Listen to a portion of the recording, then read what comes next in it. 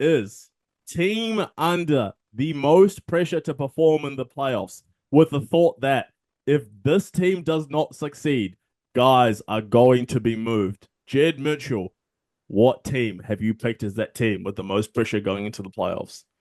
I mean, the guys that are most likely to be moved. I didn't read that in the show notes, but the team that I reckon's got the most pressure is definitely the Celtics. Everyone all year long has been like, "Don't worry about the Celtics. They've got it." They're like, there's that undertone that everyone thinks they're a dynasty in the making because they have so much talent. They've got the roster.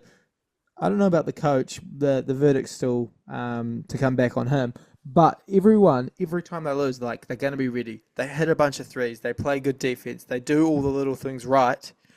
But I don't see it, and I think if they lose early in the playoffs, a lot of people are going to be like, "Wow, what has gone so wrong that you went from being absolutely unstoppable, a matchup nightmare? What is it that people said? The best top six out of any team in NBA history." And I Mm, thought, that's a bit of a stretch, but when you break it down, not many teams have ever been as deep as the Celtics team is. mm. So people be making people who aren't invested in the Celtics been making excuses for them all year. Be like, oh, I don't believe in the Cavs because they've got to go through the Celtics.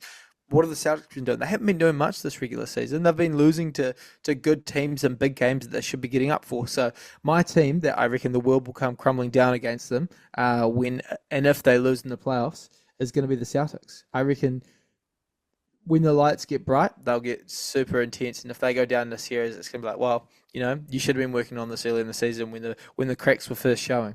But So let's yeah, be what do you honest. think? Let's be honest with ourselves here. If the Celtics are healthy, there is only one team that can beat them in the East. That's the Cavs. No one else. No other team in the East stands a chance. The Pacers would get slapped. The Knicks would get slapped. The Bucks would get slapped. The only team that can stand toe to toe with the Celtics are the Cleveland Cavaliers. That's it. No one else. Yeah. See, I wouldn't rule out the Knicks completely. What? No, you can't beat the Celtics playing No, five players 45 yeah, minutes. That's not happening. no, but this is in my in my mind. This is how I picture it go. You're having a rough shooting. You have a rough shooting series. You blow out the Knicks in a couple games. You win a couple games by 30. That happens because you're gonna hit your shots sometimes. But in those slog it out games when Josh Hart's grabbing O board after They, O board and it becomes a bro, this team could stack positions. no. The games that the Celtics have played the Knicks, it has literally been, where is Carl Anthony Towns? Bring him here. We're playing pick and roll because Carl Anthony Towns, hey, you want to try play switch? Try switch against the Boston Celtics. They will kill you. And then when he tries to play drop coverage against Jason Tatum and Jaylen Brown. Let's see how well that works out for you. And the times that they've played the Celtics this season, it hasn't worked too well. In the playoff series, with those five players that Tibbs wants to die on the hill with and play them 45 minutes a game, Celtics in five, bro. Celtics are whooping them. I'm not even kidding. Celtics would beat the brakes off the Knicks in the 7 game series. Passionate topic there for you, buddy. Hey, bro, I'm telling you, the only team that can go toe to toe with the Celtics in the playoffs in the East is the Cavs. That is it. No other team in the East is good enough to hang with those two teams. It for me, it's Celtics and Cavs, and you got a whole bunch of shit between that, and then probably about fucking a million miles, and then you've got everyone else in the East. That's the gap, in my opinion.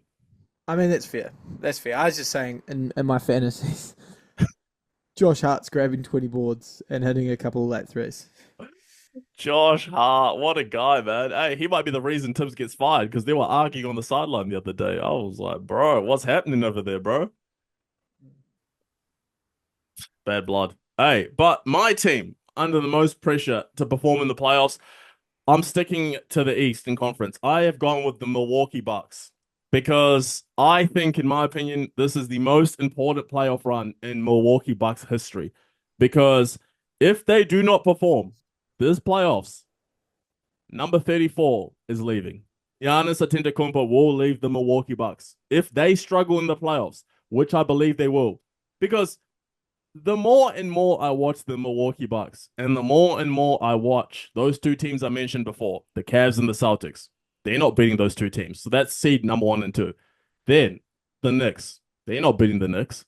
So where the Milwaukee Bucks are right now, they're in a position where they are going to have a repeat matchup of last year's first round series against the Indiana Pacers. If you had asked me 6 weeks ago who I thought won that series, I would have said the Milwaukee Bucks. Given how the Indiana Pacers have played of late, in a 7 game series, Bucks versus Pacers, it would be extremely high scoring. I would take the Indiana Pacers to beat them, even if Giannis is healthy. I genuinely think the Bucks are not where people think they are, and I don't think the Bucks are where the Bucks think that they are. I don't think they're a championship contending team right now. I don't even think they think they're there. I think Yeah, yeah, this team's been. It's like a team that's always had a handbrake on, and I always thought the handbrake was Chris Middleton, and you've got a bit of freedom on that. But your roster, it still doesn't excite anyone. yeah, you can't I mean, Brook Lopez is going to be. Let me get this right. Is it 36 or 37? Remember when I said this last time I got roasted? It's going to be. I think it's 37. Um, this team is just there. No, it's not happening. And the fact that we're in this era, the apron era, the salary cap era, whatever you want to call it, they are not there. They are not where you want to be if you're Giannis. And Giannis said it himself. If I don't think that we're in a position, we're destined for success for the future, I will not stay here. And especially for Giannis, man, you're 30 years old now. You need more support. And why stay on a team that's got Dame, who's 35, Brook Lopez, 37? All these guys are on the other side of 30. I would want to move. And I will keep standing on that hill. When OKC loses in the conference finals, they're going to go looking to get someone to upgrade that team. And the only team in the NBA that has got enough collateral to get Giannis Antetokounmpo is the Oklahoma City Thunder, which is where he'll be after the Bucks lose in the first round.